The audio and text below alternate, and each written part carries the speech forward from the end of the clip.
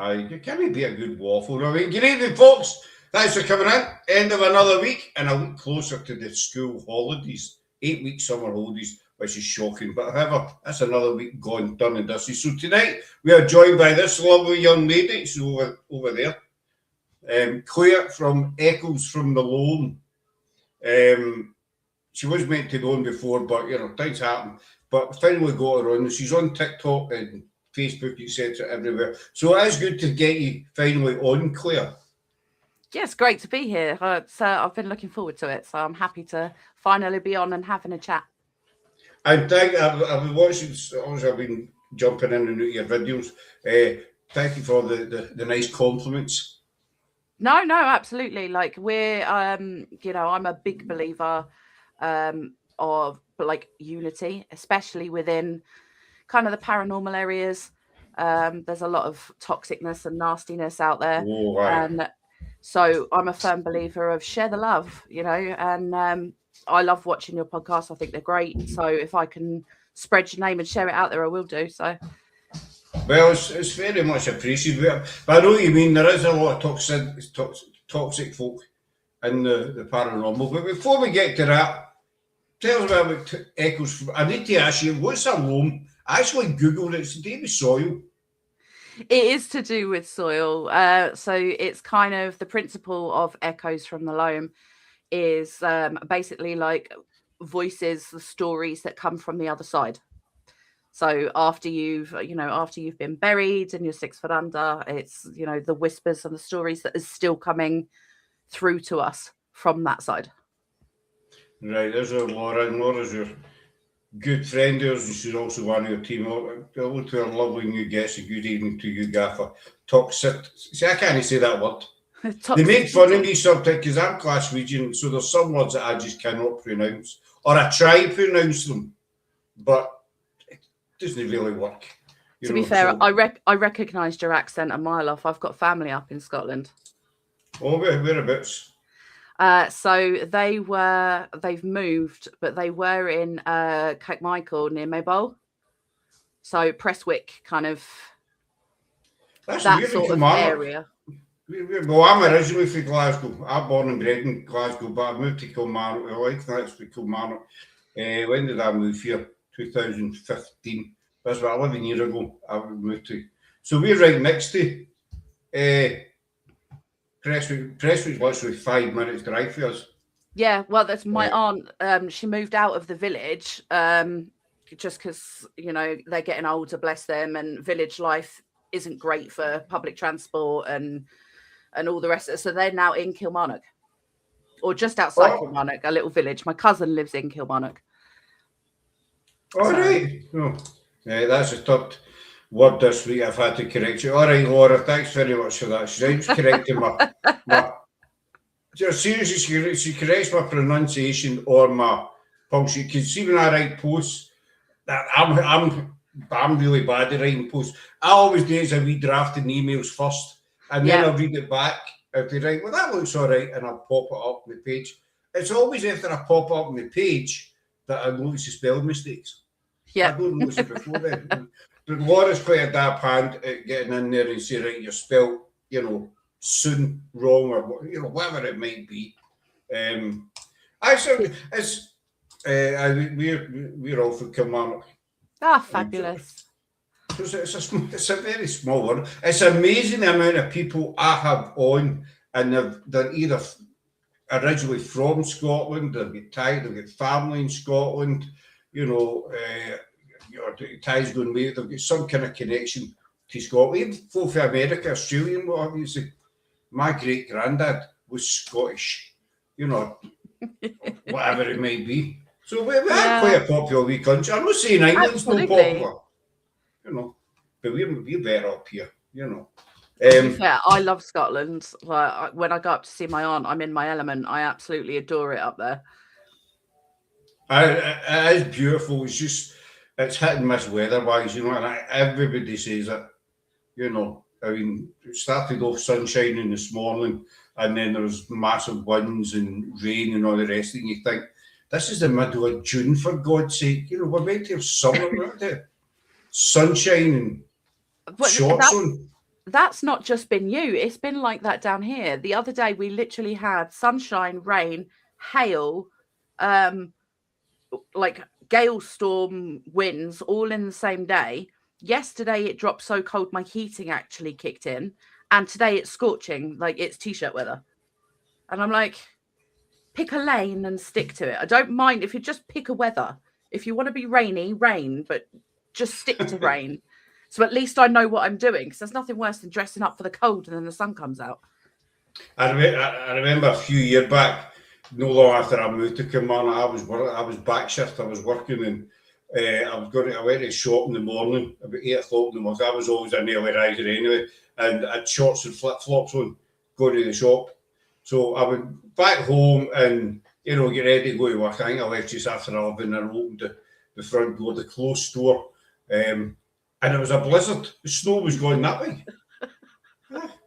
Wait a minute, I had shorts and flip flops on. Only in the UK does this happen. Like, only in the UK. It was unbelievable. I shut the door and opened it again. A double take scenario. You kind of, it was blowing a blizzard. I thought I was out with shorts and flip flops about 3 years ago at the shop. Anyway. It was one of my favourite things to do with my son when he was little. When we were in Scotland, we used to go to Carrick Hills. Mm-hmm. And because we'd start at the bottom and it would be raining, and by the time we got to the top, there's a blizzard going on. So we'd jump out the car and like play around in the snow for a couple of minutes, get back in and drive back down, and there's no snow at the bottom. And we used to love doing it, and he thought it was just like the most magical place because it only snowed at the top. It's funny you say that. We went to Inverness, I think it was 3 weeks, Laura will tell me, 3 weeks ago tomorrow.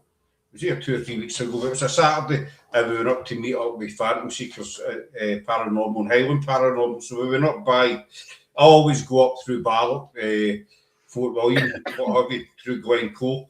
And Laura, they were actually commenting, Laura's daughter, her daughter was there as well, and saying, you can see, the sunshine through the bottom, but you can see the snow on top of the hills. It's mad, it is mad. It is. Only in the UK does it happen, I tell you. Probably. But no, the country is beautiful. It's just, forget the weather, then you're on to burn up. But anyway, how did it... You wear shorts all year round. Hope you don't like chicken, because Scott's legs are like meatless chicken drumsticks.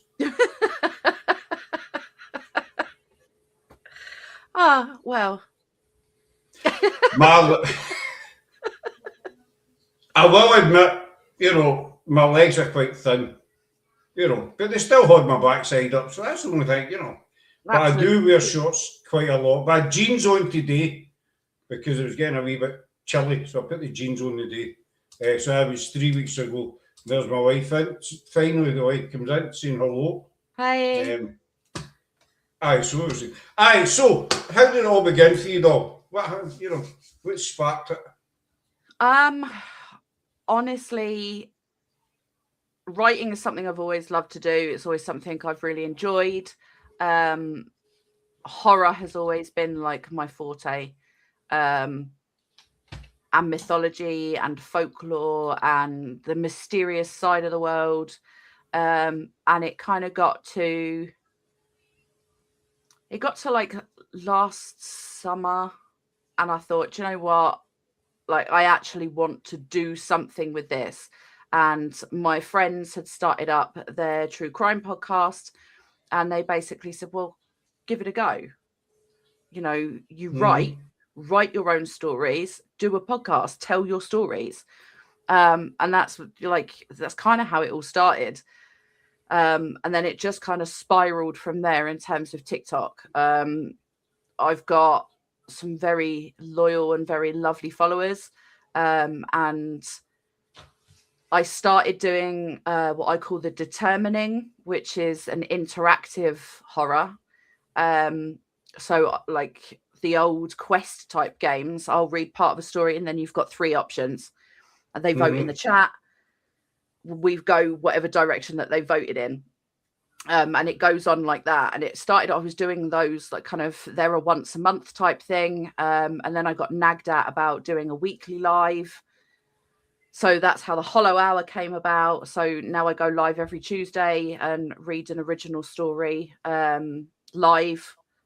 And then I'm still releasing a podcast episode on a Tuesday and still doing the determining and balancing that kind of all together. But obviously, I'm also part of Psychomantium Paradox, which is our paranormal investigation team. So yeah, spinning a lot of plates. But see, that's, as you say, your friend says to just give it a go. That's basically about how we started it, because, Sarah and I, well, they're ex-friends now, but I'm going back 6 years.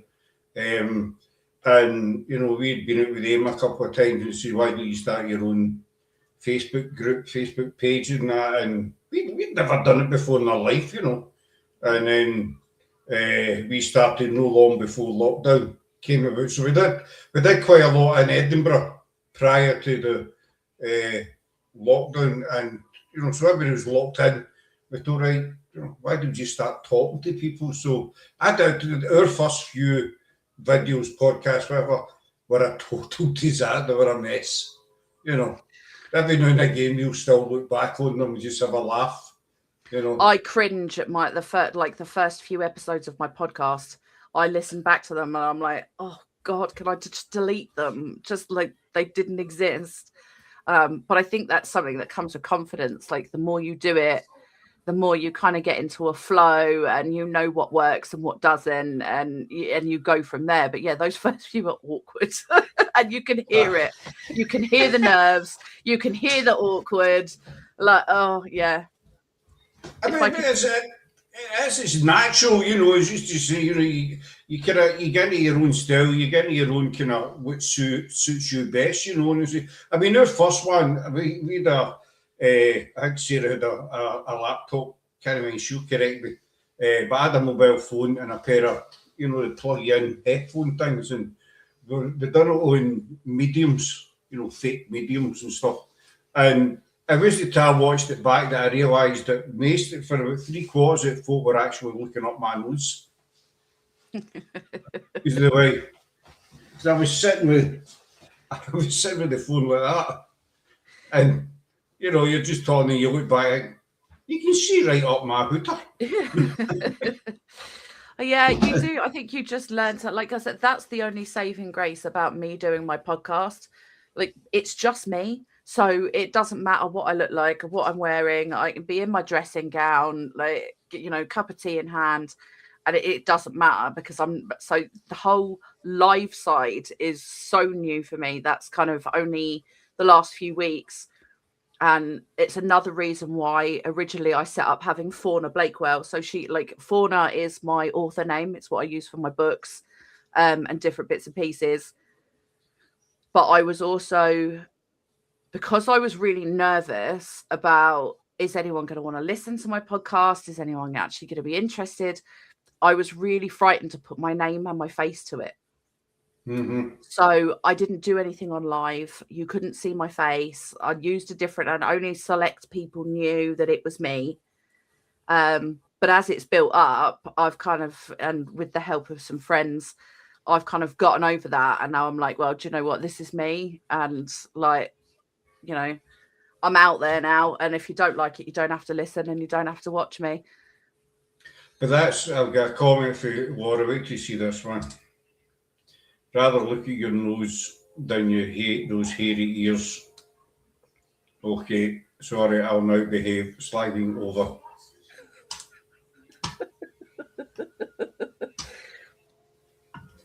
I do. I love that. I do. Well, you love hairy ears, or you love the comment? I love the comments. Like our paranormal team is so much like that. We're just based on banter and winding each other up and jump scaring each other, and but I think it kind of it's what makes you closer as a team. There's nothing formal about us at all. You see, exactly, Sarah and Laura, they're more like sisters, and they're always going to, they don't argue as such, but you know how, and this will sound sexist, it's not meant to, but you know how women can agree with each other but disagree at the same time? Yeah. That thing that they do. Yeah. They do it constantly, constantly. Sometimes we pick Laura up a lot, and one day she was in the car, and I actually timed it. It was 17 seconds before they started. We hadn't even got out of Laura's street, and Laura stays not, it's not a big long drive Laura stays in, but they hadn't even got out the street, and I was like, you two are unbelievable. 17 seconds, and you're at it already, But it's all fun, and I totally agree with you, because you need that. They have a laugh and a joke. You still do take what we do seriously, say with yourselves, you still go and investigate and show respect in that. But I think you need to, I've watched some teams and you just want to dig your own grave. Do you know what I mean?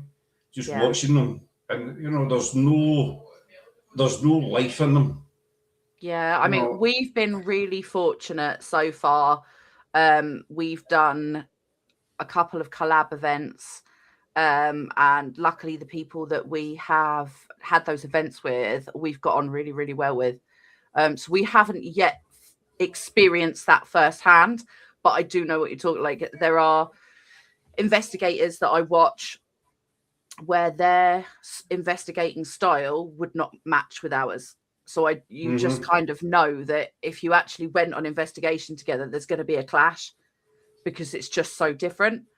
So I completely get that. Like, we've been really fortunate, and like in our team there's me and my husband, so that's always interesting. And then we have Mama, who is our psychic medium. She's absolutely incredible, and her and I are incredibly close, and we do the same thing the whole off we go. But we also have that uncanny ability to have two separate conversations at the same time. So she'll be talking about one thing and I'll be talking about something different, but she'll agree with what I'm saying and I can take part in her conversation while still, it's definitely a woman's trait. And then we have a couple of other team members. We've got Shantz, who's out in South Africa, and we have Jet, who's just joined the team. And she's fabulous as well. So my husband, bless him, is surrounded by women folk. Well, there's Craig, there's Laura's, he's Craig, there's Craig and myself, and then Laura and Sarah. Laura's got a couple of comments. That's like me, I was a ghost researcher right with PI. It's for a long time, I was afraid of what people talk, but then I realised I am who I am, like a lumpet. Sarah and I never argue. We have various opinions, but in 8 years of friendship, never a cross word with each other. We talk it through. Life's too short for thoughts. Laughter and hugs are the way forward. It makes Sarah and I work, but it makes us work as a team too. Yeah, 100%. Much as I hate to say it, I totally agree with her, but just get back to what you were saying, Laura's mentioned there as well. You start doing these things, you are worried. It's natural because you've never done it, and nobody's ever heard of you, basically, and there's that many teams and pages and that out there. So you do sit and worry, are people going to listen to me? What am I going to talk about? And, but as you both of you have said, you find your own style and what have you. And if people don't like it, then, you're always going to get somebody. You know that, Claire. There's Laura's other half in now. Craigie boy. He's one of them as well.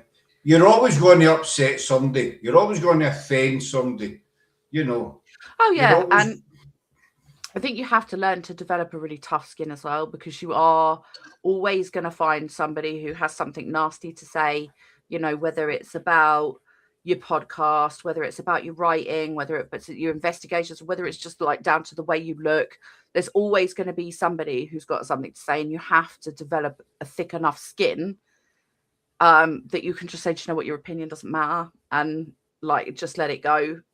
It does take some getting used to, and I think that was the biggest thing for me. I was like, I don't know if I can cope with that, but now I've kind of found my feet and my confidence. I'm at the position, if you've got something to say, come say it, because I bite back just as hard. No, very, very true. I think me being Glaswegian helps a lot because we don't give a toss. You know, we don't. Absolutely. And so I think me being, born and bred Glaswegian, that helps a lot. And I've always had that kind of attitude. Well, if you don't like me, you can basically, it's not going to affect. It's not going to affect my life. But yeah. We wrap up a TikTok yesterday was photographs of grave friars, and some guy commented, "What's a graveyard got to do with the paranormal?" I mean, right. Okay.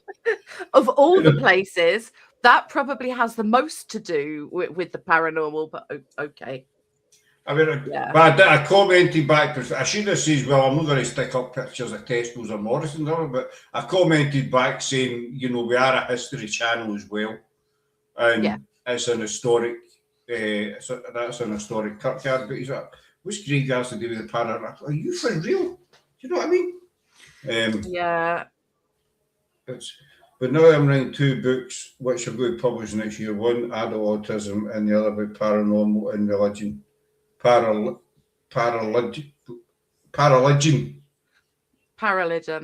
I love that. I love both of those. I think that's fab. I've got one book is completed and is with a publisher,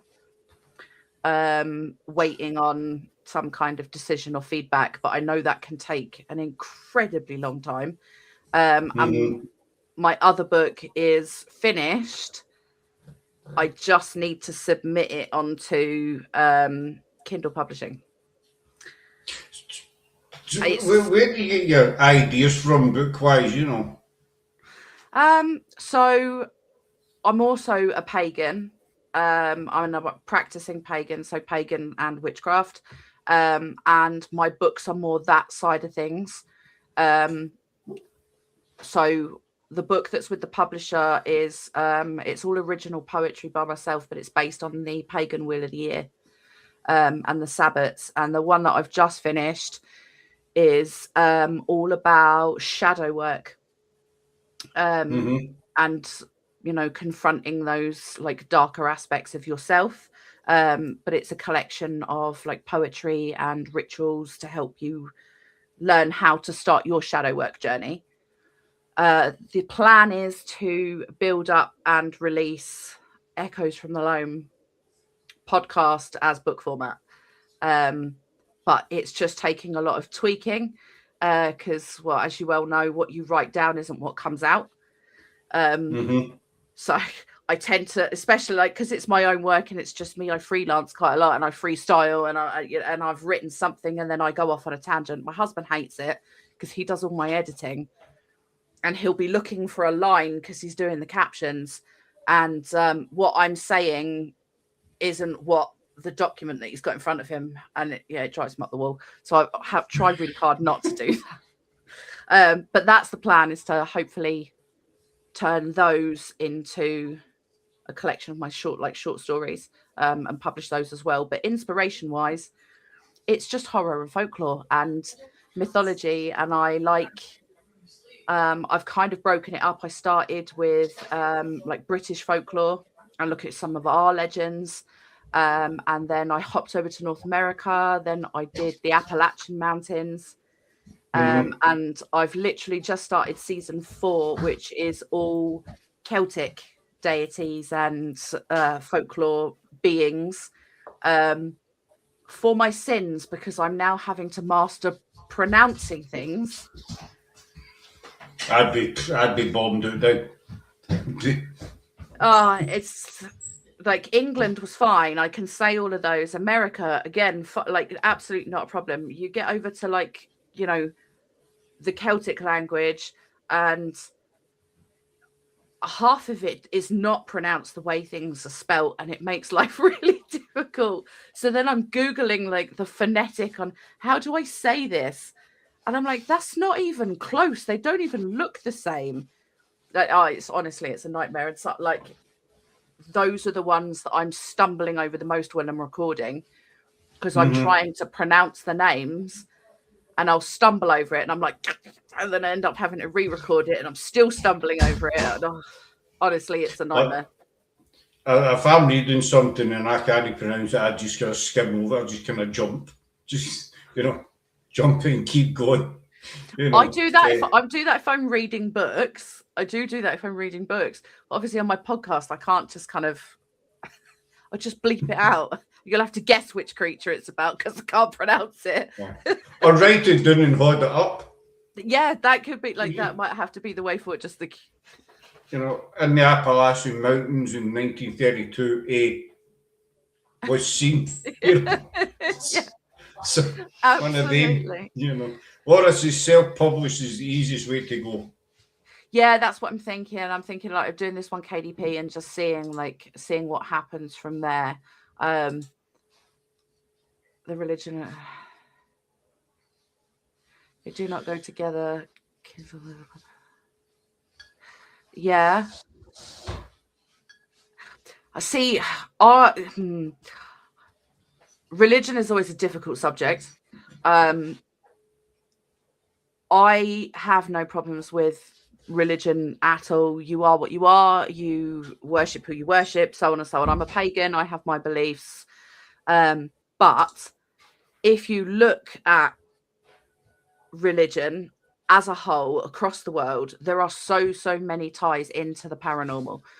When you think back to the belief in if they weren't buried a certain way, they'd be able to come back. Well, that's paranormal activity in itself. So, of course they go hand in hand. So it surprises me that there are people out there going, well, they don't go together.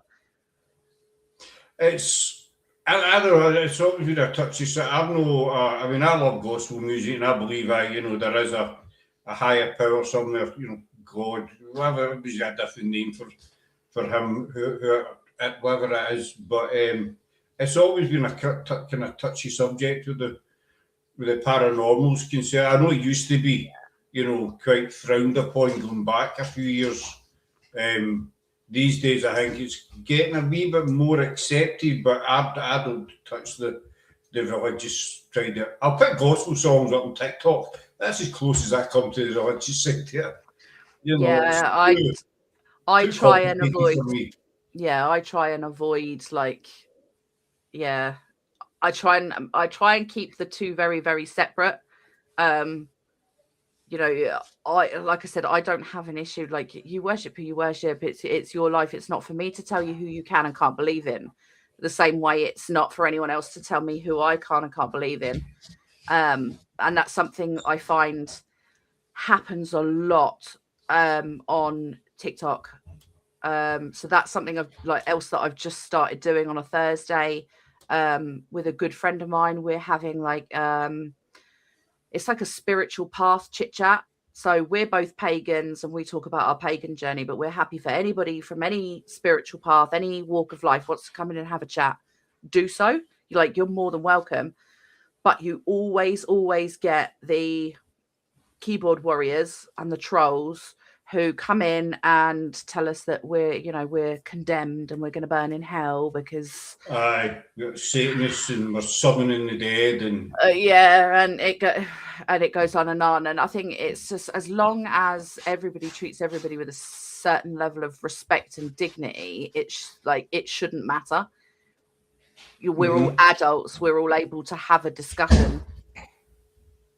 Well, that's it. I was brought up as a Christian, but my belief system has changed dramatically over the years with being involved in the paranormal. The point of my book is to say that it's not black and white. But isn't it black and white? That's how I don't bother, because I don't understand it all, and I'm one of these people. If I don't understand it, then I'll not give an opinion on it. You can sit there and easily. I've watched them. No doubt you have, Claire, as well. On some shows, they'll have a guest on and they'll start bumping his gums, But you can tell the guy's not really got a clue what he's talking about.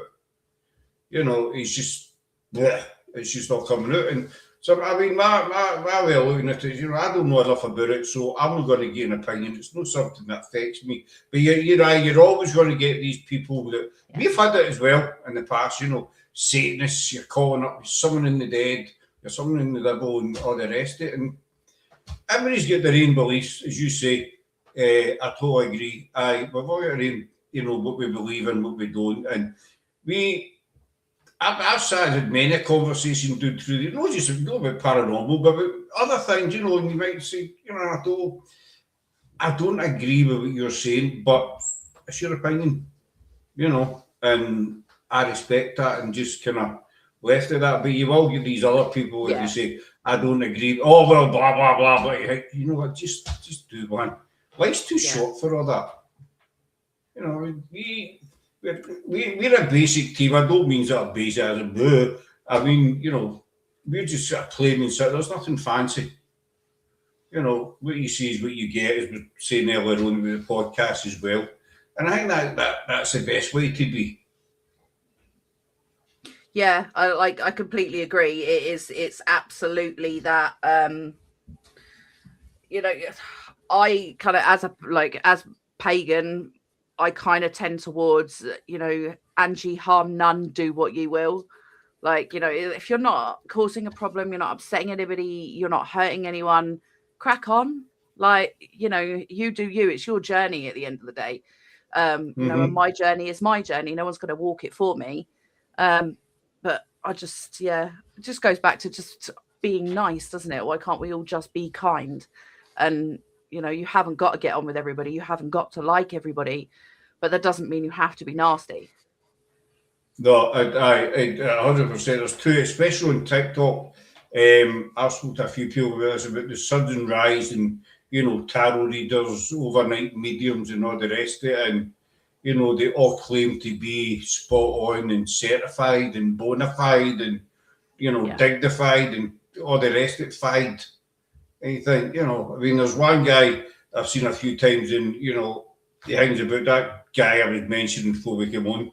He's got a pal, and he was saying on Facebook, this guy's a high priest, and he knows all about the Ouija board. So I commented, well, what's he a high priest of? Paranormal, and what exactly? I can see a wee body there. Go away, child. No, Dawn's got a wee pulse thing was the night. That's who that is. Bless. I would say he's a high priest. And I go, what are you a high priest of? And who ordained you or whatever it is. But they never ever commented back. But they'll go in, on these platforms and say, right, I'm a gifted, I'm a really talented medium. I've got 17 individual gifts, and it boils your blood at times. Yeah. You know what I mean? No doubt you've seen them and all. Yeah, absolutely. I myself, I'm sensitive, and that's the term that I choose to use. I don't pretend that I'm a medium in any way, shape, or form. I cannot actively communicate with the dead. But I am sensitive to certain things. So that's what I go by. Mama on our team, she is a medium. She is absolutely fantastic. She's been doing this since she was like 5 years old. It's just it's part of who she is. But you will not find her on TikTok or screaming that I'm the world's best medium, and and let me tell you this, and I'm this, and I that's not who she is. She's so incredibly humble about it. And I think it is the ones who are shouting and screaming from the rooftops are the ones that you need to be keeping an eye on. It's more about the showmanship than the actual gift and the abilities. Like you said, they'll come up and I've got 17 different versions of Claire something, whether it's clairvoyant, clairsentient, clairaudient. And it's like, well, why do you feel the need to shout that out? Be respectful about your craft. It's being humble goes a long way, doesn't it? It does. If if you've got up to these comments up for Laura, I fully agree with this. We are born, we die in between. We do what we feel is right, not for ourselves, but for others too. Let me get Laura's talking about that individual.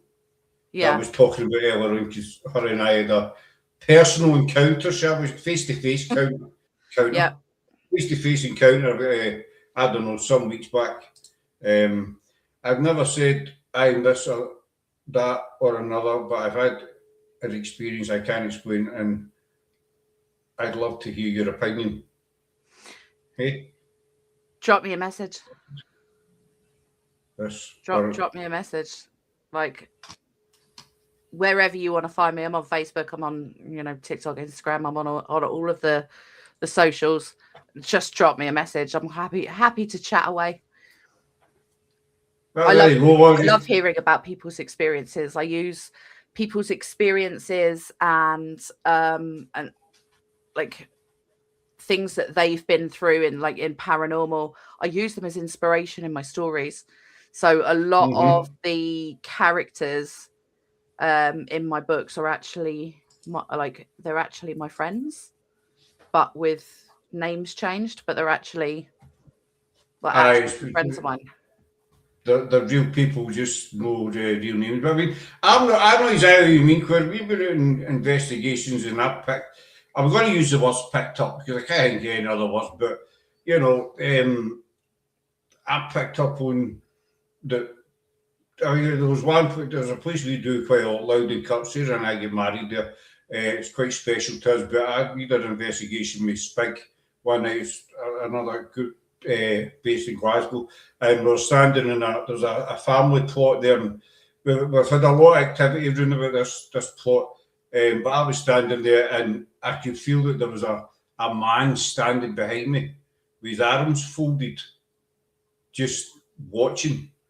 And I turned round because you expect to see somebody, and I says to him, I said, I've got this feeling that there's somebody standing right there, right behind me, and he's just standing there like that, watching me, watching us. And there's other places where you get this feeling that somebody's walking about, but I'm not a psychic. I mean, I get asked on a podcast way before we started PIH. It was one of the groups that Sarah and I were in, and I went on this guy's podcast, and he's like, tonight we've got psychic medium Scott Matheson. I'm not a medium, mate. Who told you I was a medium? And I think and I think that's kind of like the peculiar thing. So our team is a little bit quirky and a little bit different in that sense. We all have an ability, for lack of better term, of some description. So rather than just being like a group of people who, we're looking more for the connection to the spirit and then being able to back that up with evidence than look at how many flashing lights we can get going. But we also, we're firm believers of debunk everything, because we want to be able to say, do you know what? I've got this piece of evidence. We have debunked it every way we can possibly think of, and we can't. So therefore, it can only be paranormal. That's what we would love, to be at that point where you're like, I've tried everything else. There's nothing left to I can't prove it. So it has to be paranormal.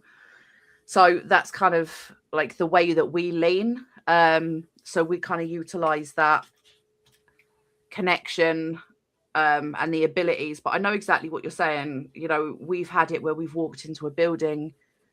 Well, actually, before we even walked into a building, we all felt like we were being watched out the top window. And all of us kind of stood there and went, like, you just had this feeling they were looking at you out the window.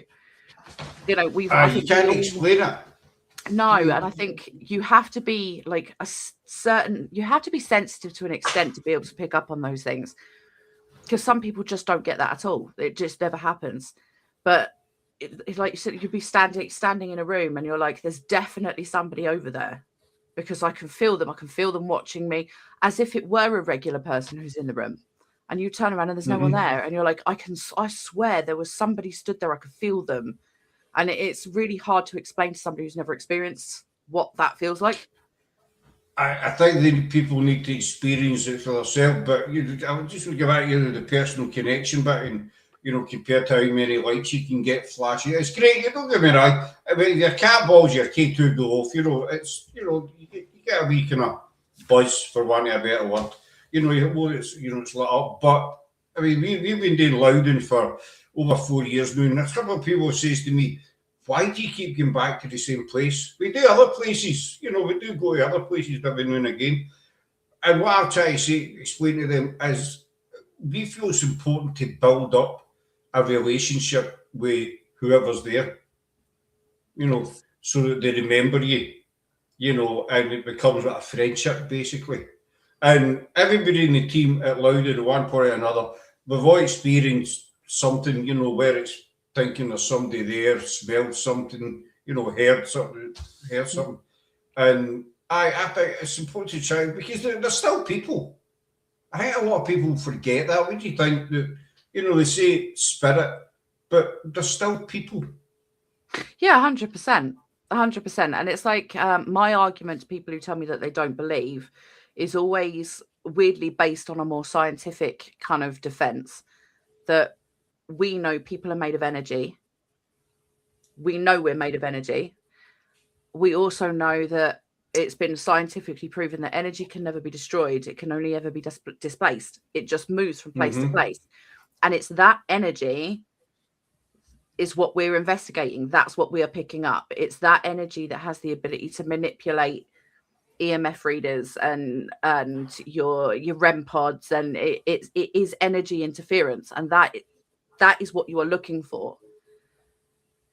But yes, they were people too, and it is, you know, it is remembering that while it's great to have the lights, and don't get me wrong, we use equipment, and it's great to have the lights going off and the beeping and the reactions, you know, that's fantastic. But they're also not there for our entertainment. So it's that level of respect of building that connection up. So we will always introduce ourselves before we even step across the threshold into any place. We will always say, look, this is who we are. This is why we're here. We come with love and respect. You know, we mean you no harm. And we kind of go with it that way. Craig saying, sound like evidence we capture of deceased dog and cat balls going off. TV was on constantly, but the cat balls didn't go off once we stopped talking to them. I had them top of a unit thing in their living room. Just bear with me 1 second, Scott. My headphones have literally just stopped on me, and I need to find my cable down here somewhere. They've gone. So you'll either have to turn the speaker on for me or plug me in, one or the other.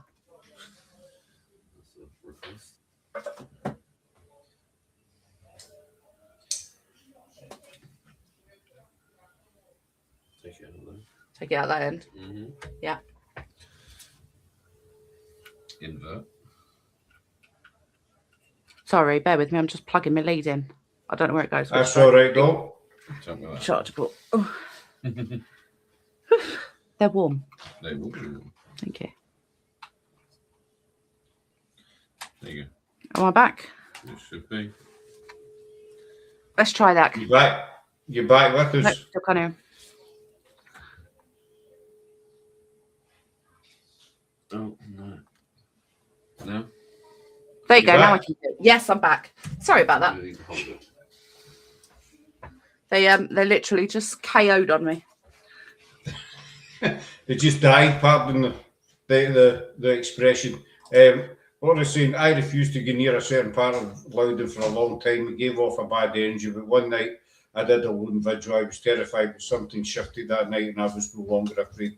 That's true. There's a bit down the back where the burial plot is. I was talking about that the girls would just wouldn't, day or night time, they would not get near it. We had another 5 teams going to this place as well over a space of time, and everybody focused on this one area. I was saying there was a male walking up and down, you know, at this, but one night I took water and left her there in the dark. You know, I was outside because in the car. I didn't go to Tesco or McDonald's or anything. I was outside in the car, and I left it, and she was fine after that. But it took us about a year, best part of a year, before we got any activity. So I think it is important to say to try and build that connection first, and then just kind of work on it basically. And Yeah, I think think you're they going to get. remember us. Yeah, 100%. 100%. I think they remember people when they go, but I think you're more likely to get that deeper and more meaningful evidence when you've spent the time building up that relationship. So, yes, you get the flashing cat balls and the K2s and, the word banks and, and all the rest of that. And that's fab. But you want that, you want that connection. And it's like, it's amazing when it happens. Like one of the investigations we did back in March.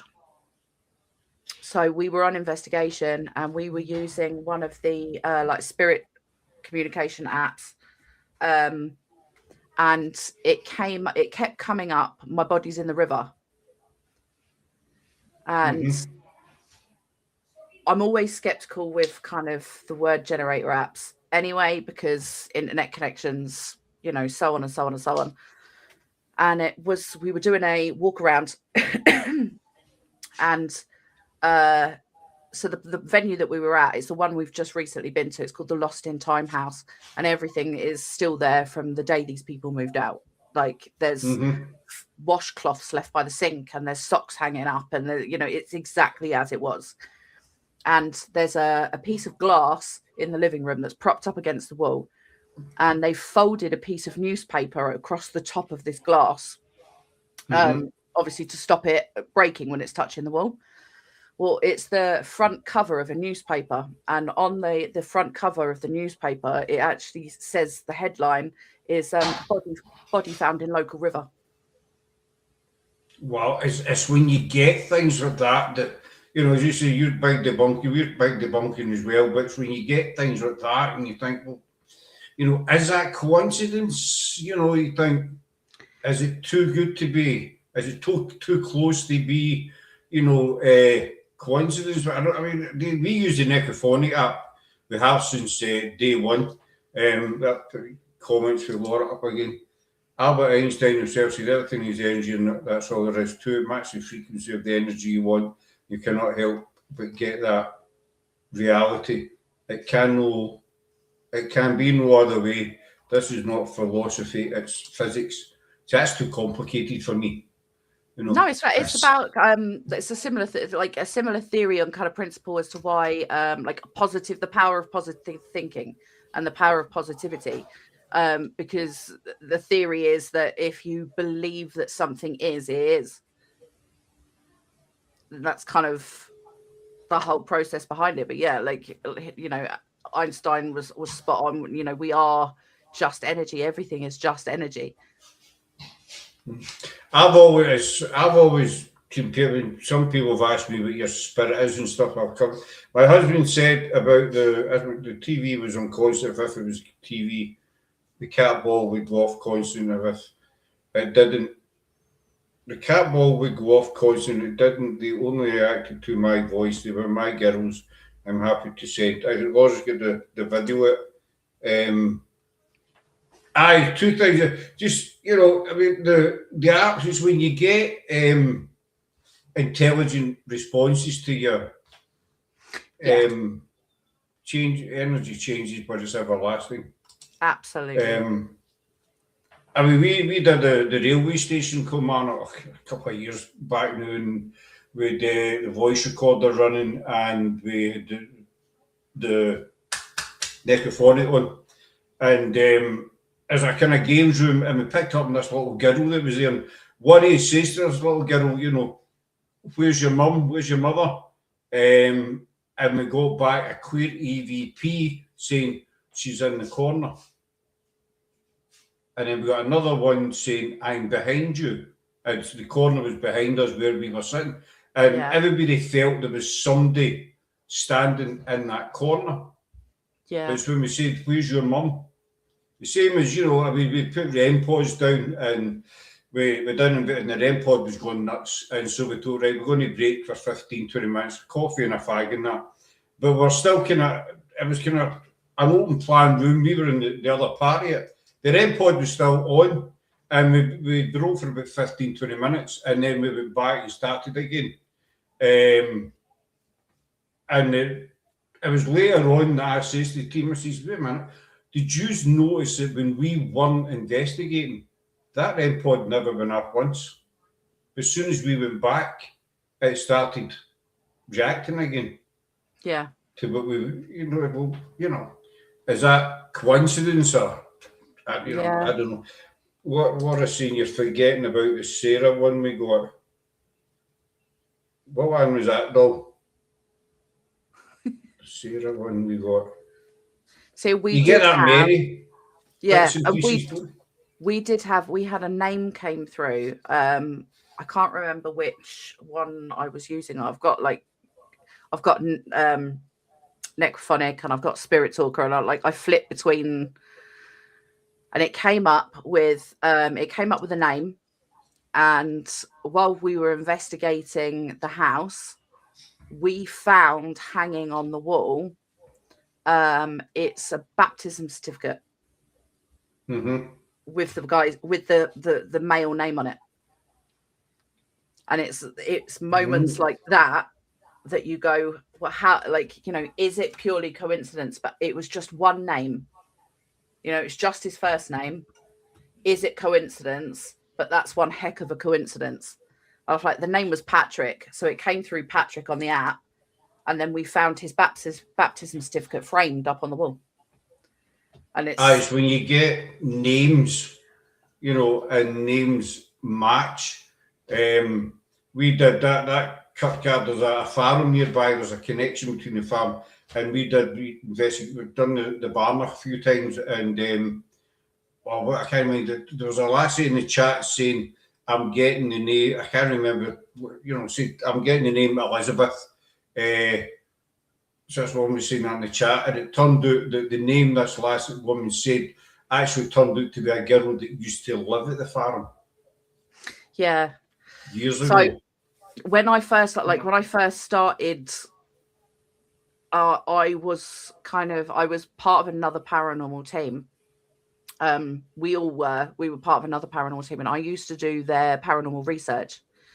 So my whole thing was finding those connections. So if they had names come through, I would go and, census records, whatever I can find, and see whether or not I can corroborate that evidence. And I have had it a couple of times where they've come up with a name, and it's come up with a name and how this person died, and I've actually managed to find the relevant, whether it's a news article or census records or whatever it is. It's happened a couple of times where I've actually managed to find it and corroborate it.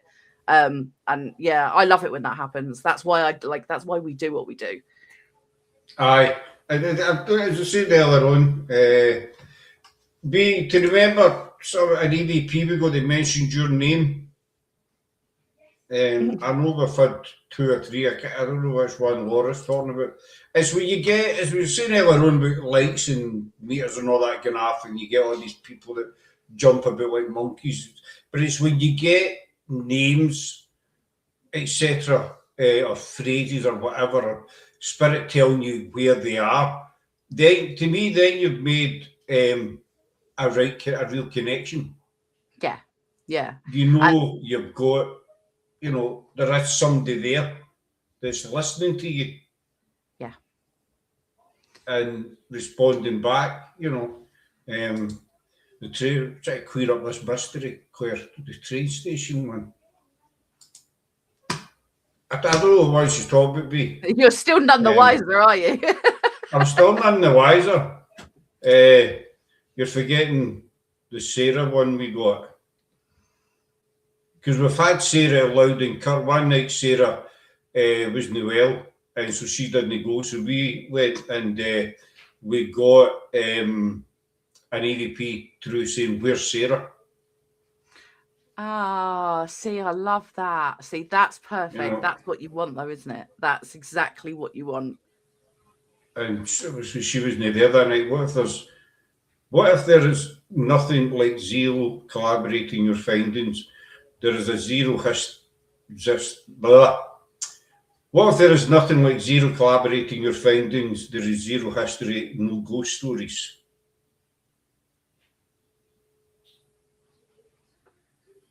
I think what Laura means is if you get names And and can't, you can't and you find can't,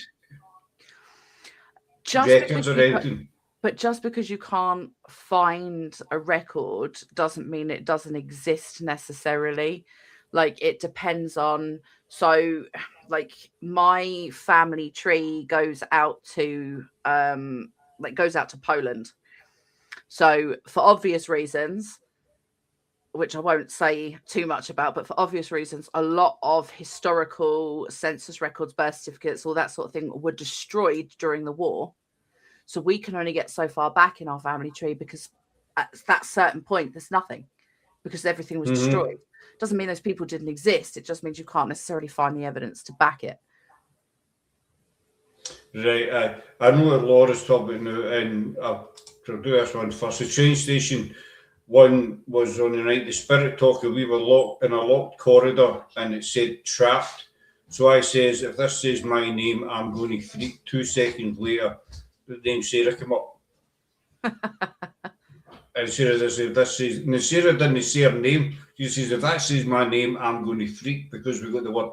It was like fire doors on either side of this corridor. Yeah. And she said, if that's it, and then literally 2 seconds later, it came up, Sarah. So she kind of freaked a wee bit. Yeah, I'm not surprised that would have got me like that. And I'm not, I'm one of those. I absolutely love investigating the paranormal through and through. I genuinely adore it. But that does not mean I'm not terrified, and I'm not ashamed to admit it. I will scream and run, like absolutely. Oh, you one of these people? I'll cover your comment 2 seconds. You want to see? That's always puzzled me. You get. But you get, people when they go investigating and they get a spirit and they start running out. Why are you running? You came here looking for them. No, I mean, like in that kind of situation, like if I'm there and I'm like, can you copy me? And I whistle and something whistles back, great. Like I'm all for it. That's exciting to me. If I'm knocking and it knocks back, that's great. But if I'm standing there and it says my name, I am freaking and I am leaving the room just for a few minutes while I chill out, and then I'll come back again. But if it comes up with your name and you have, and then Sarah's saying same. I want something to happen, then it does, and I run and hide. Like we're only human at the end of the day, and as much as we want to prove these things, and as much as we want to have this evidence, when it does happen, we're only human, and we go, "Oh my god, that's terrifying." It's just kind of part of who we are. I suppose, I've not been back yet, but I don't get freaked out or, anything like that. Just, it's just one of these things. I'm not saying I'm a big hero or anything like that, but I've never actually, to date, I've never been my husband's or whatever. My husband is exactly the same. He can lone vigil, bowl around on his own, doesn't faze him in the slightest. He can go knock, knock, knock, and something goes knock, knock, knock. And he's like, oh, great, lovely. Let's try again. Let's see if we can copy a tune this time. It does not faze him in the slightest. Craig's the same. Craig is 6, I always get this right, 6'6" or 6'7". And on many investigations, he'll just disappear. He'll just wander off himself. And then he's like creeping Jesus, he'll just appear at your side again. And it's silent, just and you turn on and he's there. But he's quite happy to. Laura's getting better. Laura used to freak out at a bird flapping its wings and stuff like Sarah, but Laura's getting there. Laura's talking about Caldwell. Caldwell's in the estate we did about 3-4 years ago. It's a big estate up the back of Barhead, Glasgow. It used to be I hate using the word, it's children's psychiatric hospital. We had a lot of evidence there, EVPs and stuff like that.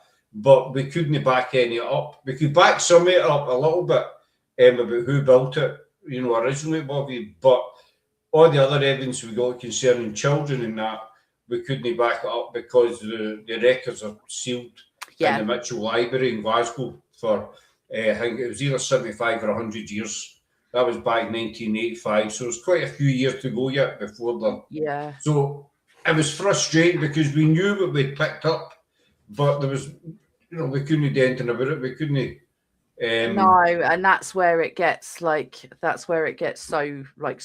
frustrating. And unfortunately, like, you do get it a lot where you just can't, you get a load of names through, but you've just got no way of like pinpointing them. And when we do get names through, we try and get something else. It doesn't have to necessarily be a last name, but just can you give me an age? Can you tell me something so that you can try and find that connection? Because you can imagine, like, you sit there and go, right, I've got the name Elizabeth and the connection is Glasgow. And you think how many Elizabeths have existed in Glasgow over hundreds of years? Like, we try and get something that we can try and pinpoint it, but it's so hard. Who they were, or what they did, or what their connection to the building was, or even something. And I was all I had to leave the room once was blindfolded, couldn't see anything, suddenly had faces flying at me. Had to stop the experiment and compose myself outside. I think that was the Castle. Was that Estes method? Aye, I think it was at the Nure Castle, that one. I forgot about that one. Yeah, my last Estes method was an interesting one. Well, what happened? You need to tell us now. You mentioned it. So, we did the Estes method at different points, and I had a go, and Mama had a go. We got some really funny things through. So we always make a point of making sure that the person who's got the headphones on and whatever else can't hear us. We always make a point of asking these sorts of things. And my husband, who's the king of inappropriate humor, that's kind of just what he does. And he'll ask, a random question like, how many potatoes can you fit up your bottom? Just to make sure that the other person can't hear a word you're saying. It's a valid question, I suppose. So she's got the other connect, and she's listening away, and he says something inappropriate, and all of a sudden she goes, disrespectful. And we were cracking up, and we kept getting this name through all night. The name was Susie, and in the end we decided that Susie must be a mouse, because she seemed to be in every room and no room all at once, and everyone seemed to be looking for this Susie. So we decided Susie was a mouse. So he started doing this really silly cartoon mouse type voice, not far off of Mickey. And doing the Estes method, it suddenly came through, and she went, "You cartoon boy." And yeah, it cracked me up. But then it was my turn a bit later on. And the room we were in, it's a bedroom. And I'm sat on this bench, and I'm sat behind me is the fireplace. And so I'm sat and I'm connected up, and I'm getting words through, and but the whole of my back was burning, like the fire was on. Honestly, it was. I had to get up and move in the end, because it literally felt like they'd lit the fire, and I was sitting in front of it, and the whole backside of me, and the others could feel it. You could physically feel it to touch that my skin was burning. And yeah, it threw me, and I was not sure whether I'll do another Estes method. We'll see whether I get brave enough. Whether you get brave. Caldwell here, two different things. You lost me with that one, Doc. You lost me with that one. But I mean, when your husband's doing the mouse impression, what have you, I think Spirit still has a sense of humour, because I've always said that, when we pass over, the only thing we don't take is our body. Yeah, so if you were a joker here, you'd be a joker over there. Yeah. Or you might not be a womanizer, whatever it is, you're still the exact same person. So if you like to laugh here, I mean, Sarah's been called quite a few choice names, shall we say, down through time, and we've been told to F off, get effing out, and all that kind of. But it's no demonic. I always say it's a grumpy spirit. Yeah. Well, this is what I was saying to you earlier, that the chances of it actually being demonic, especially when it comes through on your EVP or on your app and it goes demon. It's not, because a demon most certainly is not going to walk into the room and go, I'm a demon. That's not going to happen. Is it a really grumpy, nasty spirit? Yes, probably. And they're going to try and frighten you because they want you to leave. And what's the most terrifying thing that they could say? Demon. I mean, we've all known people, Craig, saying Sarah getting abused. That was at Loudon. She was called several choice names and told to F off and stuff, I mean, we've all known, or we all know somebody in our lifetime that's not a people person. They're not bad or anything. They just want to be left alone. And they just want to be left alone. Yeah, absolutely. They're the same over there. They just don't, but they're no, and I'll still coming up in a wee second, Laura. I remember that Laura's talking about.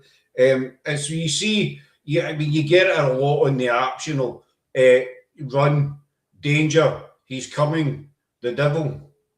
And all of a sudden, these teams are saying, oh, we're surrounded by demons here, and Satan's coming.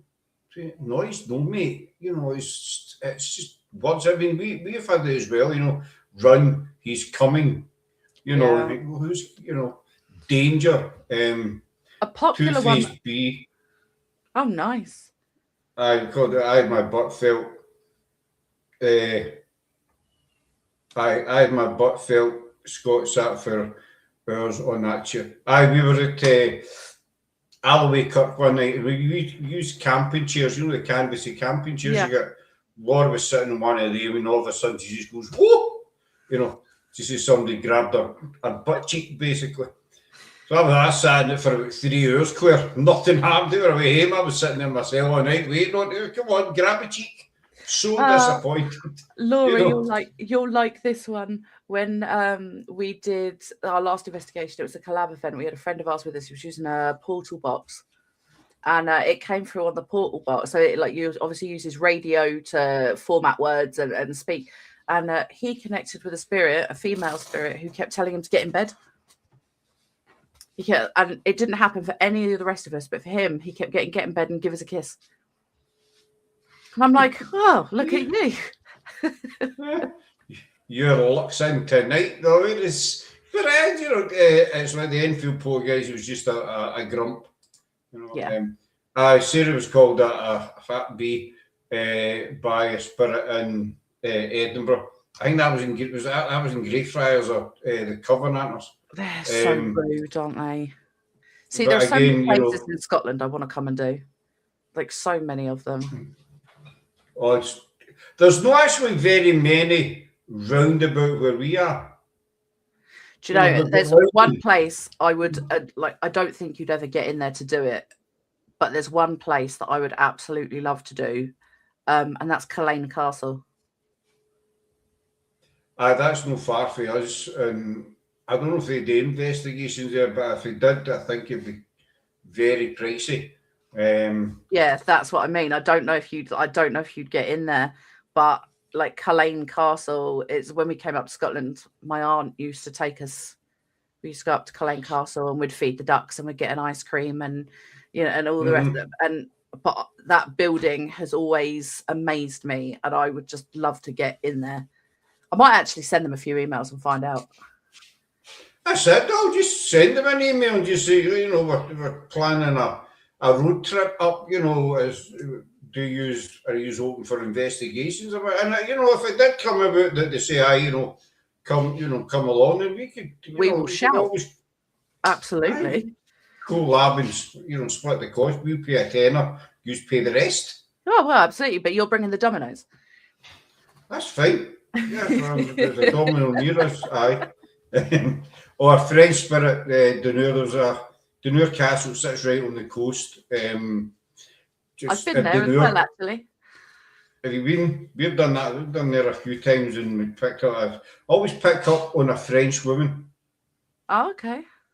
Every time we go, there's always a French lady. But Reese, he was one of our former team members. That was her husband. He came along one night, and he was a kind of skeptic. You know, he wasn't 100% non-believer.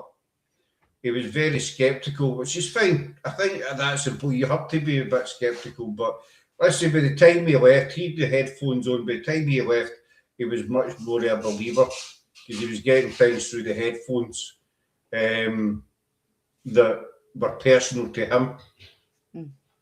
You know, and obviously none of us would know. Doing nice in her apartments at Killeen would be interesting.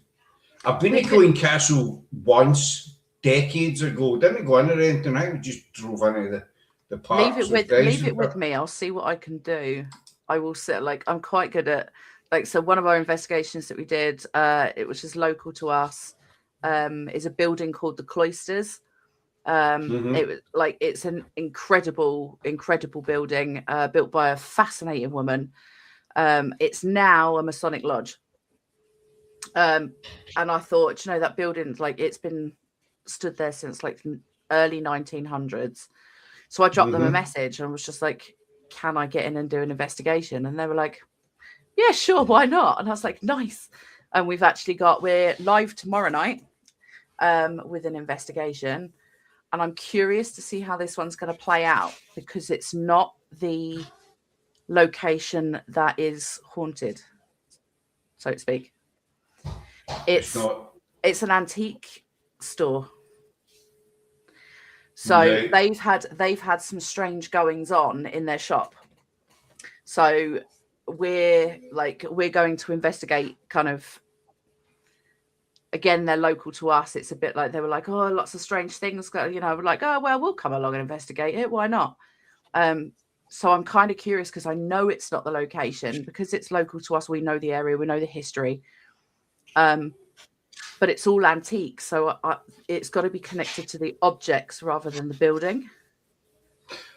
Aye, yeah, I know exactly what you mean. There's a similar place. There's a place in Glasgow, Spigdo. It's a school building, and one of the Spig members, he worked there, but it dates back to the late 1800s. And there's a cabinet. We've done it a few times. There's a cabinet sits in one of the corridors. It's a display cabinet. I think it's got old medals and old school caps and stuff in it. And whenever you put the K2 on it, the K2 goes nuts. And the guy that works there, he says, there's no wiring, no plugs, nothing on that wall that this cabinet sits against. He says, I can't explain it. And so we took that, we tried to be 2 or 3 different K2s, and it kept going up to red just as soon as it went near this cabinet. And so we couldn't debunk it, because there's no wires or nothing. So I know what you mean. So it's possible that there's activity, there's spirits there that it was their belongings. Yeah, and they're very fortunate that people whose shop it is. It's called Vintage Vault, and they do a lot of house clearance stuff, but they've also done church clearance. They've done and they've shown me some pictures of some of the buildings that they've been to, Victorian manor houses and things like that have been cleared out. So I'm really curious to see what gets picked up. Are you going to be doing that live? Yes, we are. We will be live on TikTok tomorrow evening. We're giving that a watch. Laura's way to bed. She says so much, Claire. I apologise. I'm shattered off to bed. So hope to see you. But hope to see you on again. I don't know, Laura. You need to ask her if she wants to come back or not. Good night, Gaff. I'll speak tomorrow. I've always wanted to do the Black Sky Tower, an old water pumping tower which lies in a golf course. Used to be the site of an 18th century mine that closed. There's a lot of history there. We can. It's just across the road, but it's probably 5 minutes in the car. We can do that, Craig. That's not a problem. But why do you think it is? I've always found the haunted item, thing so fascinating. Why, say you've got a gentleman from maybe the 1800s and he had a favourite hat. Why do you think they would come back and no haunt the hat? That sounds totally stupid. But hang about basically. Honestly, probably for the same thing that we seek as humans when we're alive: connection. So as humans, that's who we are. We seek connection. We seek connection with like-minded people. We seek acceptance, to be loved. It's part of who we are. And my theory is that the reason they get attached to these items is because of that connection. So we all know, you obviously, you get spirits who come in visitation, spirits who are grounded to a spot for whatever reason, spirits that aren't really there anymore. It's more like a replay of a history. But I think it's that connection. So I don't think that they're necessarily coming back to the item. I think the item creates a point for them to return to. Right, a lighthouse kind of idea. Yeah, in a weird kind of way. That's how my brain sees it. That it's this item still exists, especially if it had sentimental value to them. If it had there was a meaning behind it. That is that when that's why they come back to the item. It doesn't matter where the item goes. I get that. I get what you mean now, because obviously say it was for the 1800s, everything he had would have been gone, through time, destroyed, house, whatever, closed. But if that one item's there, then he's still got that beacon kind of thing. Yeah. That's actually quite a good. Here's a question for you, right? Now, I've tried a couple of people with this, and they think I'm talking nonsense. But I'll try to explain it the best way I can. Right. So when we pass over, there's several different theories what happens. We can either stay here or we can get into the light, but we can come back and forward as we please, to visitation kind of thing. So if you get a spirit that, say, passes over, shall we say the year 2000, right, passed over, and, you pass over, you get into the light, and again, the theories there that you meet your relatives that are gone before you and stuff. So say you meet up with your relatives, and how you doing. I know it might sound nuts, but a kind of reunion sort of thing. Yeah. Now, as far as we're aware, spirit doesn't have the same kind of concept of time as we do. Yeah. You with me so far? Yeah. So when we get into that light and meet, say, our mum or dad, whoever, in our minds, we might not have been there that long.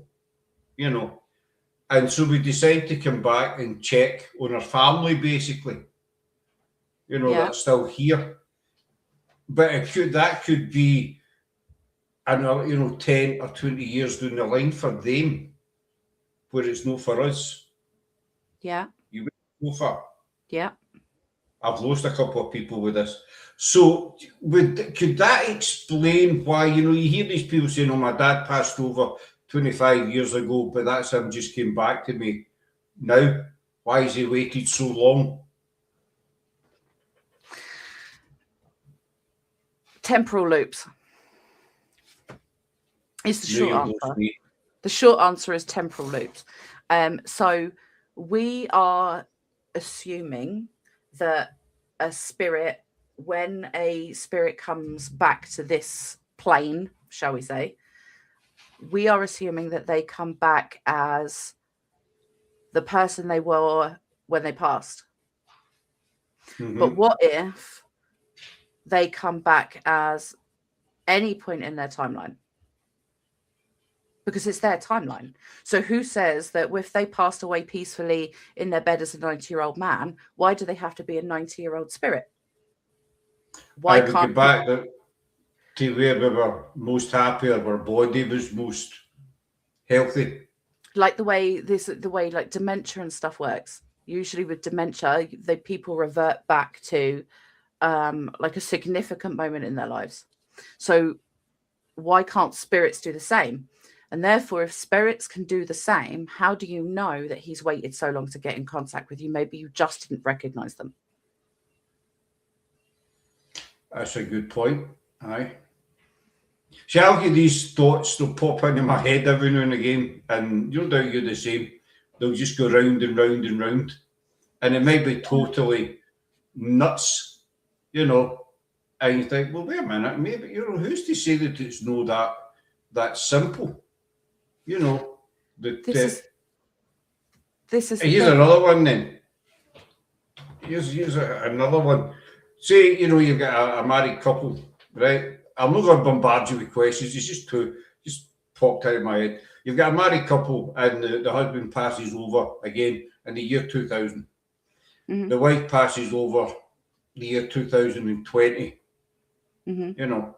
So as far as we know, again, spirits get no concept of time. There's that old saying, 1,000 years is like 1 second and 1 second is like 1,000 years. Mhm. I'm not actually sure where that saying came from, but I remember hearing it.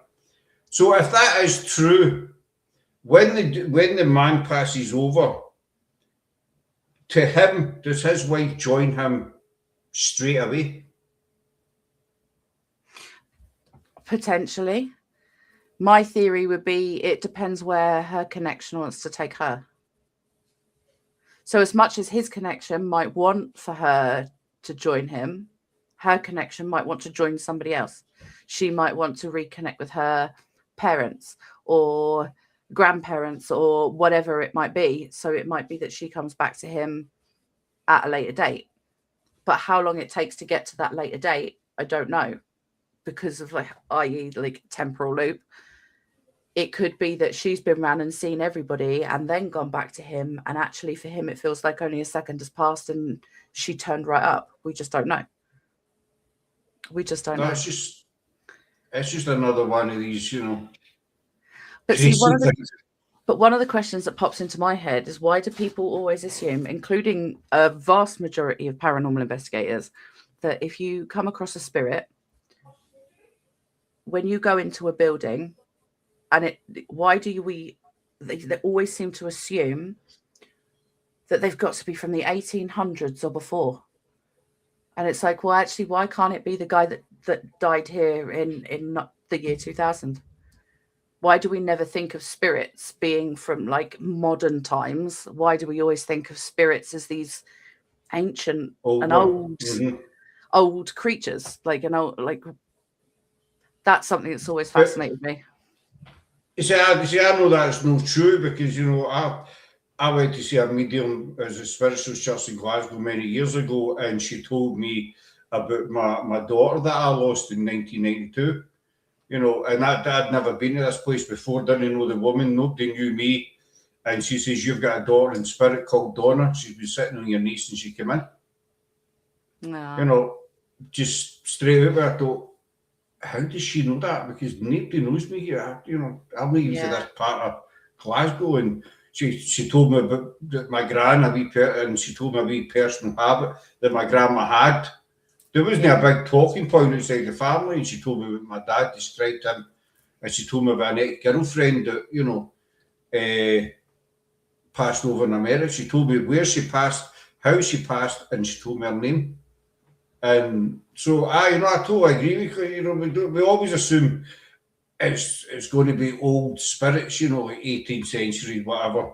But as you say, you know, the 19th, 20th century, somebody that passed 2 weeks ago.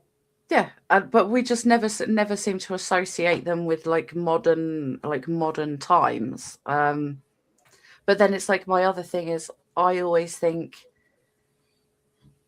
is it the people who are sensitive are more likely to have an interaction, like a meaningful interaction with spirits, because they have a gift, and those that don't or are skeptical don't have these meaningful experiences because they will automatically assume it's mundane over magic, if you know what I mean. I know what you mean. Or is it a case that, I mean, I'm all, you know, I'm a big believer in, you know, we're all born psychic, you know, but as we get older, society kind of takes that away from us kind of thing, you know. But once you get into the paranormal, I've always compared it to a barrier. You know, the more you do the paranormal, the more investigations you do, the lower this barrier comes down. You know, and spirit can basically see that. So is it a case that, you know, you get people who don't believe totally, they're not leaving a door open for this, you know, whoever it might be, to come and see them?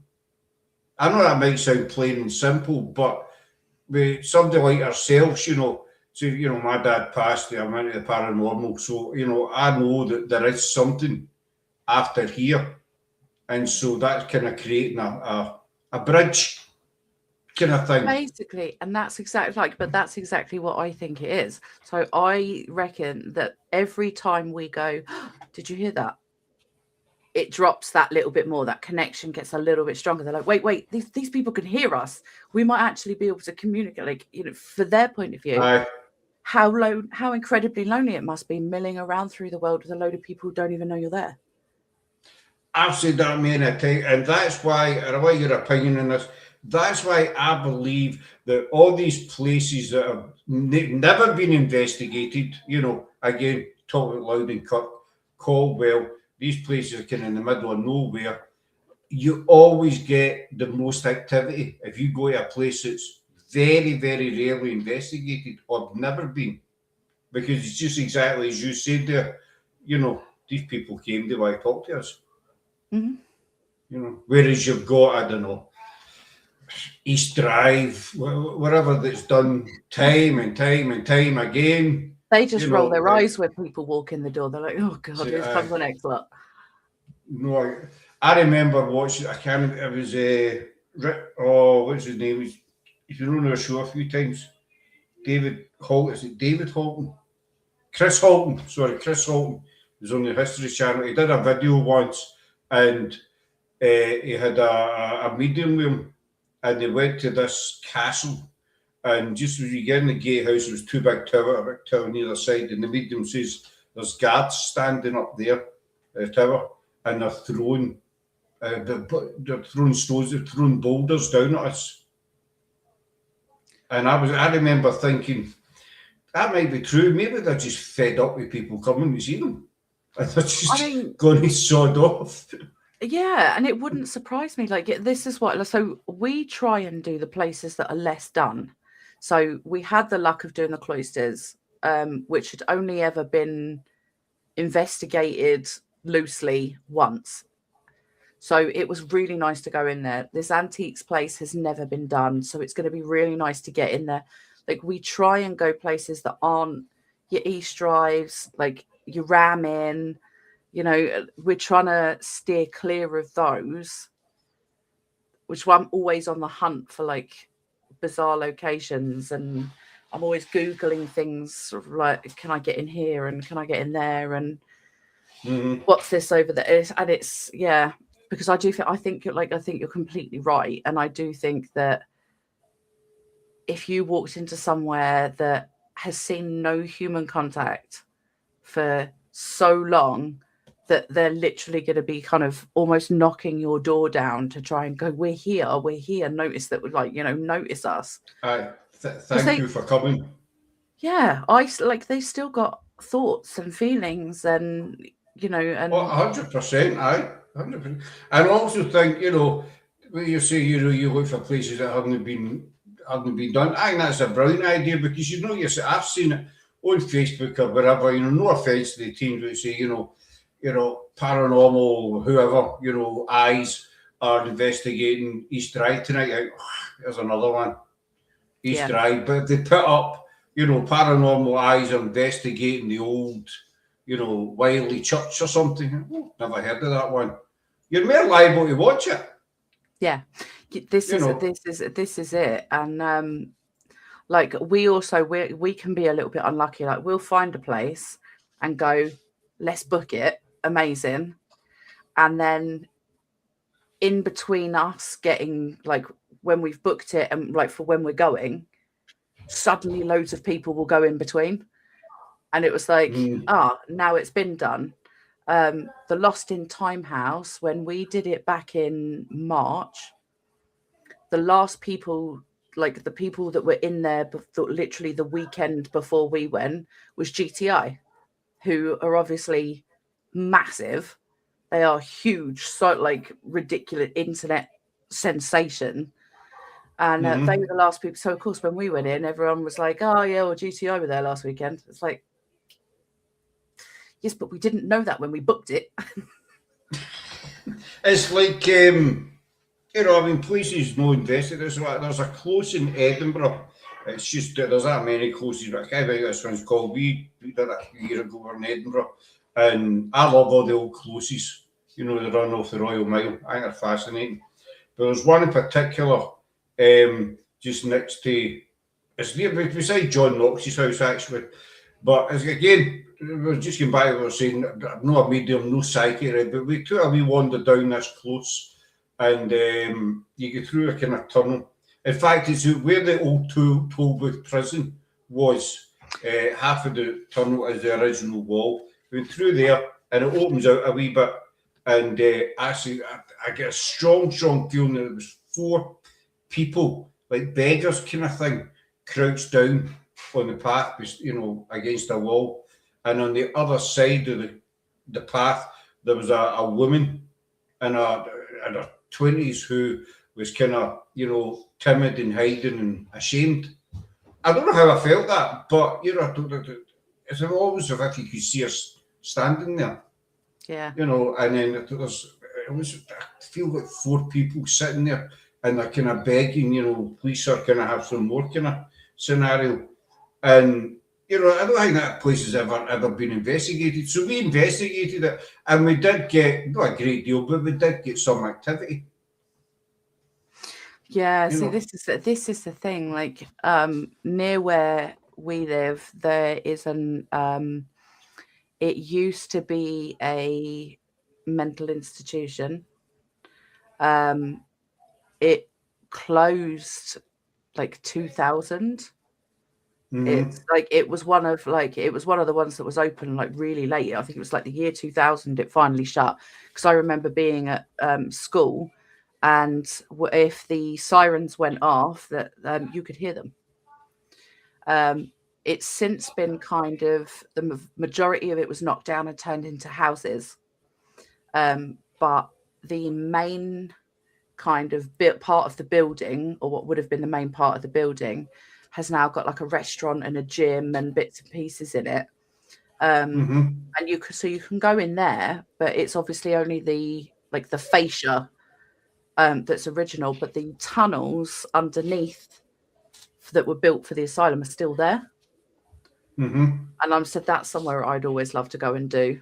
But there's rumours, because they've got their own kind of little cemetery nearby, and there's rumours that way back when they had patients and they had inmates who were passing, they were given these burial, you know, graveyard cemetery plots, and they were given their, you know, their little, not tombstones because they're not, but like their little markers to say this is, you know, this, but actually their bodies were sold on for science.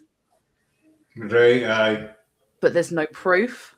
So I'd quite like to go and investigate that, because I can see that there would be a lot of very angry kind of spirits that this is where I was laid to rest, but I wasn't.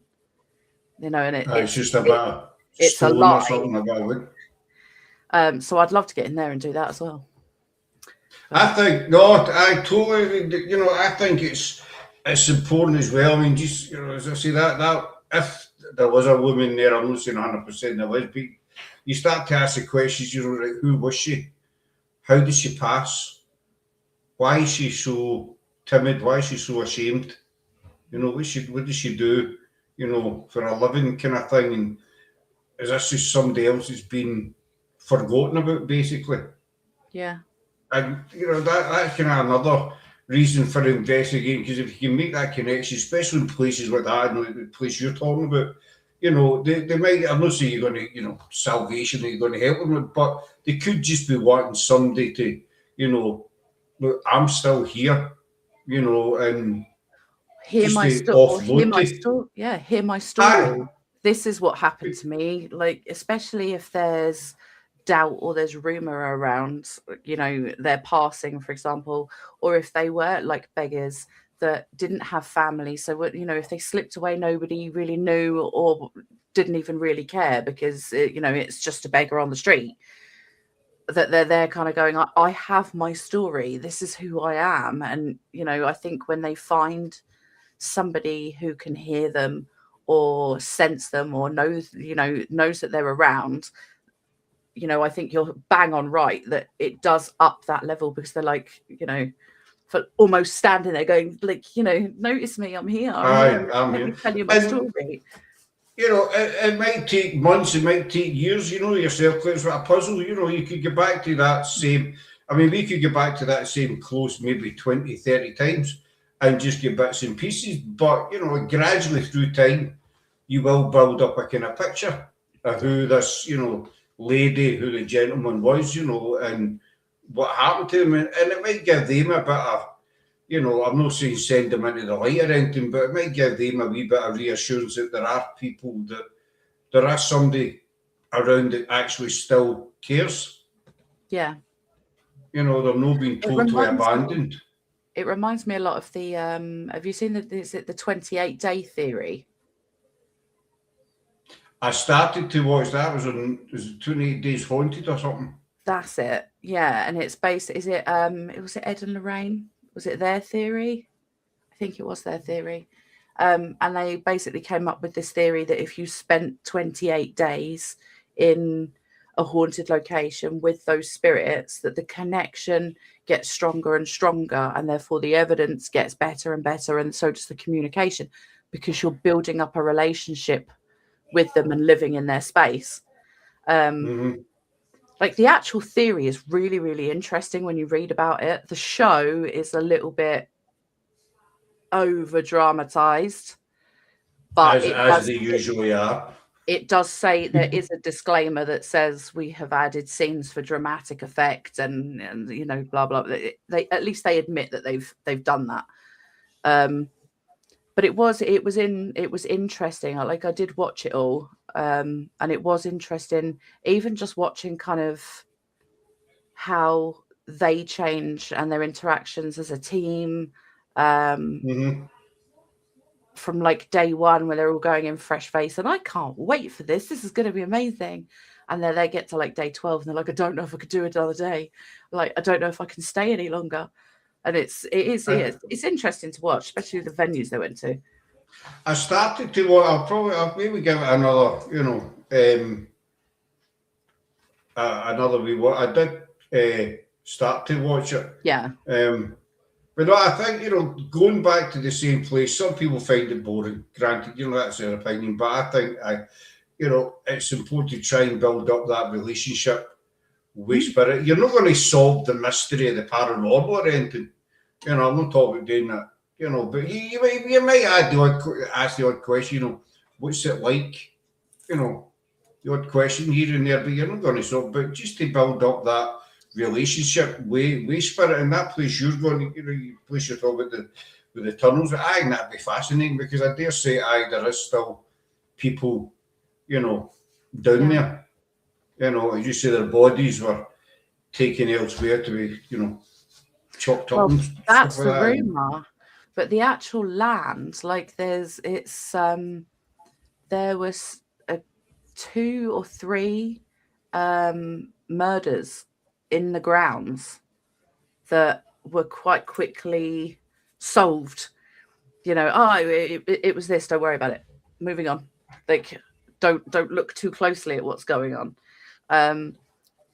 So I just find that very, very, like, very fascinating. It's one of those places I want to get into. I'm trying to work on finding out who to speak to about getting. I dare say you'll find right, but that, you know, that's the other thing with stories. You know, they grow legs down through time, and it's like Birkenhead. You know, for Edinburgh. You know, people say, oh, they were grave robbers and used to dig up bodies, and the Birkenhead never dug up one grave. Yeah. You know, they weren't grave robbers. They were serial killers, basically. Yeah. But they used to go into Greyfriars and dig up the bodies and take them up to the medical school. They used to murder people and take them to the medical school, but they didn't dig them up. So it's all these kind of stories. But I've just noticed the time, though. That's around 40 minutes we've been chatting for. I've been enjoying having a chat. No, I know you do enjoy. But I want to bring you. I want to wind up there because we got daughters, wee pal. Saying I want to get they two to bed. Yeah. I mean, they're I 10 doubt they'll and go to sleep, 11. but I don't care as long as they're in the room. yeah, Good night. absolutely. So I'm going to hang on to you after we come off just for a wee second. So where can people find you? So I am on TikTok, Facebook, YouTube, Instagram, Podbean, Spotify, Apple Music, all the good places. Just look for Echoes from the Loam and you'll find me there. So you're everywhere, basically. Yeah, I'm trying to get it out there, just pushing it far and wide. So yeah, we've been doing this for 6 years. Just over 6 years, and we're nothing big or special. We're not trying to be, but it takes time to build up and get your name out there and stuff like that. It's just like everything else, and because there's that many paranormal teams and channels and groups, and yeah, 100%. people just skim by a lot of them. There's another paranormal, or there's another one. They don't actually take the time to. Whereas I'll have a wee. That's how I found yourselves. I'll have a wee, a wee look kind of thing. Yeah. Well, but then you get the other ones, the cabbages that are just, not worth bothering about. Basically, But I hope you want to come back and visit us again. Absolutely, I've loved just coming on and having a chin wag. Well, that's it. It's just like come on, have a waffle. But I'll hold on to you just for a wee second after we come off. So that's it for today. So big thanks to Claire for the Echoes from the Loam. So go look her up in all the places that she mentioned, basically. Thanks so much for having me. It's my pleasure. It was good to finally get you on. So we'll be back live on Monday. I'm on with my wee pal Carol Tracy. We will continue our Tudors series. We're going to be looking at Mary the First on Monday, or Bloody Mary, as she became known, Henry VIII's first daughter, who was quite a bit of a character, shall we say. So Tracy and I are going to be sitting chatting about Bloody Mary this coming Monday. Well, if you're about, we're on at 9 o'clock, dear, just tune in. Absolutely. We've done. I love the Tudors. Sarah does as well. I think it's a fascinating era in history, and we've done Henry VIII. We've covered all his wives, and then we covered the people behind the scenes, like Wolsey and Cromwell and stuff like that. So now we're looking at his daughters, and then the plan is to keep going after Elizabeth, to start looking at it. Sarah's a big Mary Queen of Scots fan. She loves Mary Queen of Scots, so we'll be, because obviously she was connected to the Tudors as well, down the line. So, but that's Monday night. We shall be talking about Bloody Mary. So a big thanks again to Claire, and you will be seeing her again, folks. So have a great weekend. Mind it's the Spanish Grand Prix this weekend, 2 p.m. on Sunday. Lights go out in Barcelona, on the football zone as well for Scotland, the World Cup. We wish them all the very best. All right, so enjoy your weekend, folks, and we shall see you next week. But mind, jump over to TikTok and see this young lady. So bye for now. Bye. See you later. Thanks.